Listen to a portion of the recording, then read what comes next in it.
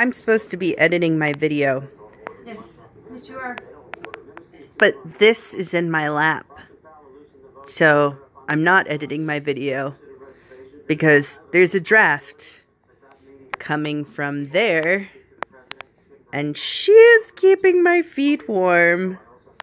Morning, it is Thursday, October 26th, and I am up and about and doing my video. I'm so excited about that. So you'll see I'm, again, shooting in a different location. I'm actually going to start working on more paper mache.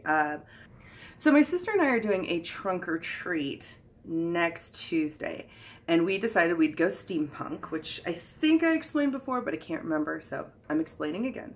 So I'm doing Around the World in 80 Days. So I have 4 means of transportation that Phineas Fogg, if you've ever read Around the World in 80 Days, you know Phineas Fogg traveled around the world in 80 days in the 1800s, which seems really easy today, but that was a big deal back then. If you haven't read the book, I highly recommend it. It's excellent. It's one of my favorite books from my childhood, and I still read it on a regular basis. I love Jules Verne, so that could be part of it. So anyway, 4 of the ways that Phineas Fogg traveled. One was by train, and it would have been by steam engine train, because it was the 1800s, by steamer ship, by hot air balloon, and by elephant. And so those are the 4 modes of transportation that I have chosen to make boxes out of. And okay, so somebody said they'd never done paper mache, and I don't know how many people know how to do this, so I thought I'd give you a little overview of what I've done. So the paper mache I used is non-toxic. It's really basic, and it costs hardly anything. What you're gonna need is balloons. I got mine from Walmart, a pack of, I have no idea how many are in here. There are 12 balloons in here. I got them for 97 cents. Then you're gonna need flour, and I just used regular baking flour. You can actually see it on the counter in the kitchen behind me. Just what we already had in the house. And then tap water. You're going to need a stand of some sort. I used a flour base. It's a larger flour base. You can see the opening is a little bit bigger. I used a bigger balloon, so I needed a bigger set. You can use cups. Like this is a cup that I got in California. This would be an okay, or a wine glass. What you want is something that's fairly stable at the bottom. So you need a base of some kind to set the balloon in. You blow up the balloon, you set it in your base. You mix your paper mache. It's a 1-to-1 ratio, 1 cup of flour per 1 cup of water. So I made actually 2 cups of flour, 2 cups of water. And then you'll also want to add some salt. I added about 2 tablespoons of salt. The reason you add the salt is it prevents or decreases the chance of molding. Obviously flour is an organic substance, and so it will mold. Bacteria will get into it, and if you use paper mache without the salt, you have a much higher chance of molding, especially if you live somewhere where it's very humid. If I was doing this in the summer, well, it would be kind of a mess. I don't know how much. I'd probably have to run the dehumidifier constantly around these things in order for them to dry properly, just because it gets so humid here, or run the air conditioner all day. But since it's fall in the Midwest, it's fairly dry outside and it's fairly dry inside. So yeah, they dried pretty well last night. But salt will prevent, or at least decrease, the chances of mold. So once you have all of those things, you blow up your balloon, you set it in your pile. You want newspaper, and you're going to cut up newspaper into, you can cut it in basically any size strips. I find that the 2-inch strips, 2-inch width of the strips is best, especially with this size. If you use a smaller balloon, you're going to want, thinner pieces of newspaper. But basically all I did was I took my scissors and, oh, that was underneath the camera, so I'm sorry for the jostle. And I took the newspaper. This is it's like a penny saver newspaper. It was free. They just come to our house. And I don't know if you could see that. It's not even close to being straight and I'm cutting several layers at once. So I ended up with 1, 2, 3, 4 strips. And these are the long strips. I mean, these are pretty long. But what I will do is, at the stage I'm at, they don't need to be this long. So I tear them in half. So now I have 8 strips rather than 4. Those are all done. It doesn't take very much. Kids can do that. They can cut, they can actually even tear. If you just have them tear the newspaper, voila! See, like I said, it doesn't have to be nice and perfect or anything like that. You just need strips of newspaper. Hello! So I'm going to be doing some work on this balloon. This is the hot air balloon. You can see it's got less down the top, or down the bottom. So one of the things that you're going to want to do as you work is you want to make sure you have plenty of covering. I've actually used paper towels. I've got a little bit of paper towels out. I've also got newspaper underneath this area. This is my paper mache. I think I'm probably going to need to make a little bit more. So I'm going to go grab that. So I've got a spoon to take care of this. Here's 2 cups of water. I'm going to make 2 more cups. So I'm going to pour that in first. Now you can see with how much I've made, this is really watery. You see how watery that is? So what I'm going to do is I'm going to add 2 cups of flour. And I'm just going to use the same measuring cup. It's easier that way. So I'm just going to put the flour in there. Make sure I've got it. This is a really nice measuring cup because you can see the measuring is on that side. So what we're going to do is we're just going to dump it in a little bit at a time as I use the whisk. This will eventually, the idea is that it will eventually become kind of like pancake batter. It's not real thick, but it's not real real watery. The cat thinks this is pretty interesting. She likes it a lot. She doesn't like the taste of it, which is probably good because I don't need her licking my balloons. And you want to, I'm using a whisk to mix it. I tried doing it with a spoon, but the whisk just works better. You can mix it with a hand mixer, or I suppose even a batter mixer. I mean, you could use like a KitchenAid or whatever. This is getting pretty good. Just gonna mix it up here.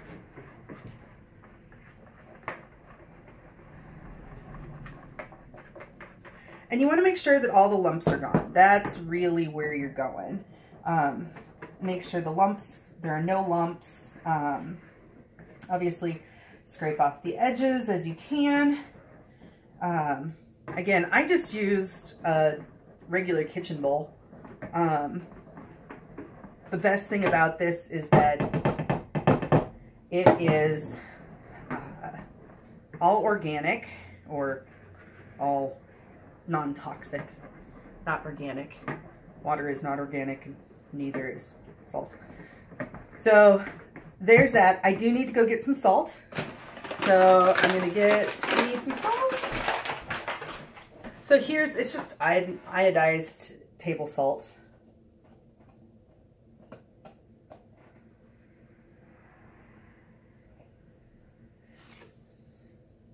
A little of that in.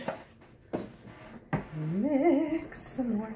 Now this is pretty thick, so I'm probably going to add a little more water. So I don't really need that much water, but it needs to be just a little bit thinner. So I'm going to go and get some more water. See, not very much. It's like a third of a cup of water.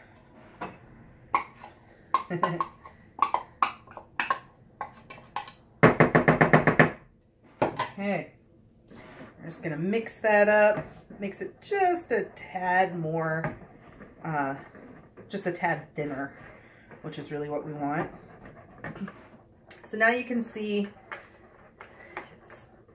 can you see that? It's a little thinner. It's hard to see with the lighting. A little bit of salt, a little bit of flour, a little bit of water, and voila, we have paste. Now, ooh, that's why you put down covering. Now, I've already done a layer here, so let's see if you can see that. There we go. So basically what I'm going to do is I'm going to start from the top and I'm going to work my way around. So start from the top and we'll work down. And I've torn up more pieces of paper. I will probably need more between the two, but we're going to start this way. Now, when you start off, like I said, this is really a messy thing. So make sure that you're wearing, I'm just wearing a tank top and a pair of sweatpants that can be washed.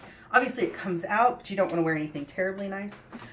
So you take your piece of paper, your strip of paper, and I usually start with by dipping them rather than using the paintbrush. Now, if I had a bigger paintbrush, I might use that and just paint the top and work on it that way. But you want to make sure that the sheet of paper or the strip of paper is covered on both sides by a paste.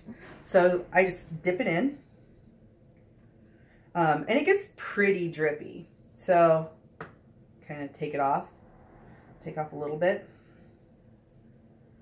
So it's not quite that bad. Now the first couple you may want to, and see I'm just laying it right on and then pressing it down, spreading the paint a little, spreading the paste a little. Then take another, do the same thing. So I'm gonna do this for a while. Get this all started. And I'm going to speed this up so that so you don't have to watch me do this. This will take a while.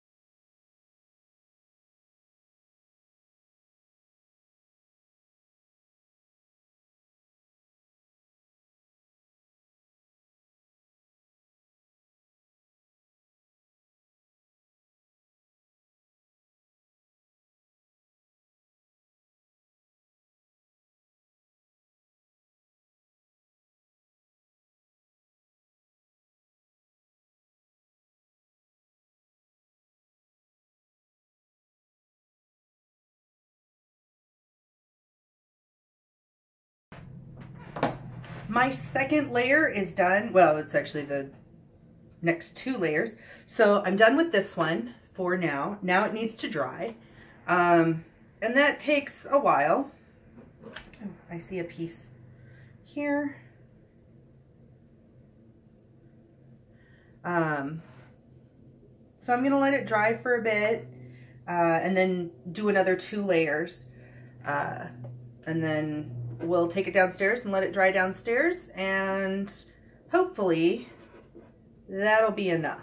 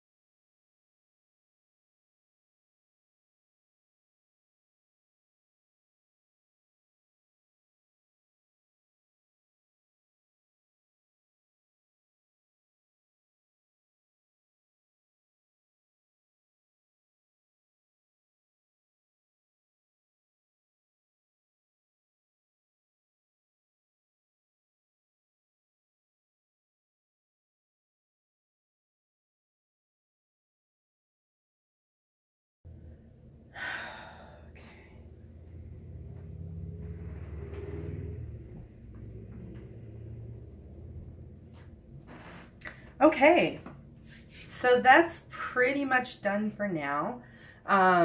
It took me a little over an hour to do the 2 of them, so not a huge amount of time. But you know, things that need to be done.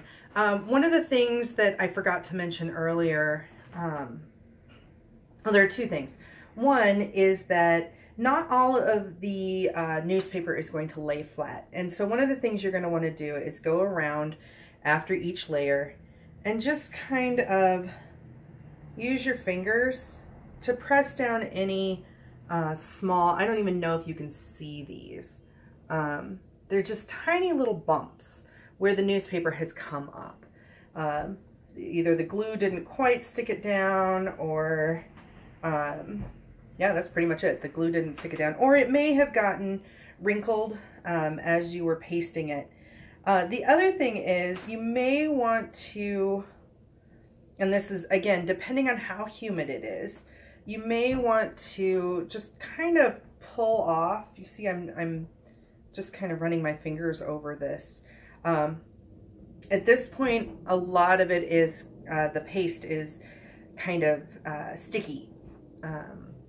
So it's not so wet anymore. And so one of the things you may want to do is just kind of spread it around a little bit and get some of that wet feeling off.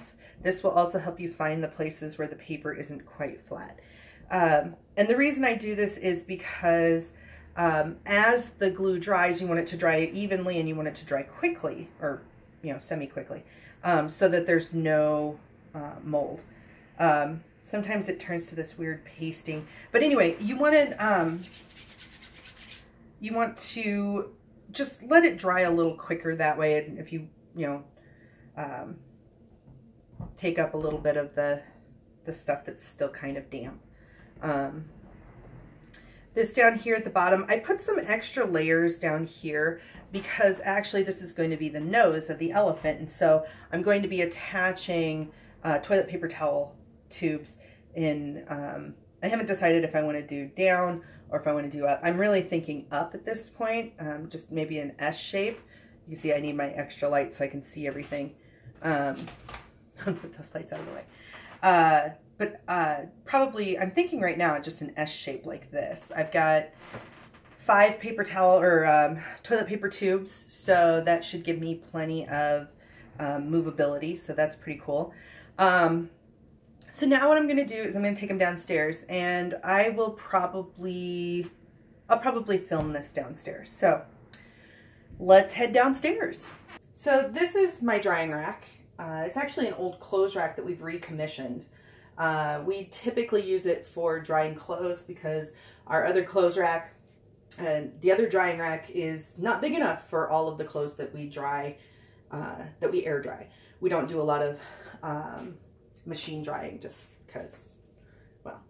So this is the rack. As you can see, I don't know how well you can see this, but I've attached 2 pieces of twine, one to this level and one to this level.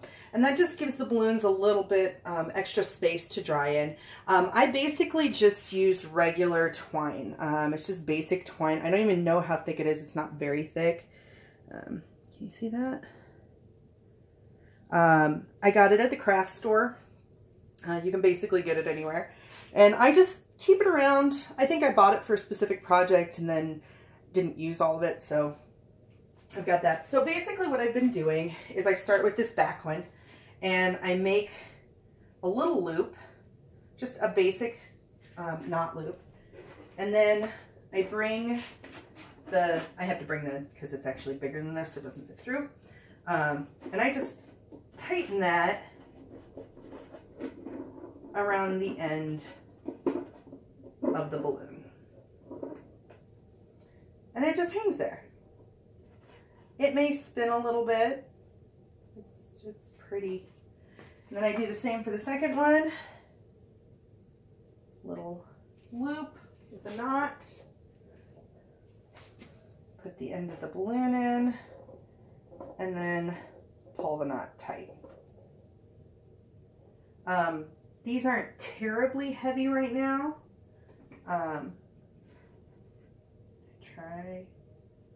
They're gonna spin a little bit just because the way the twine works. But so if you can see them,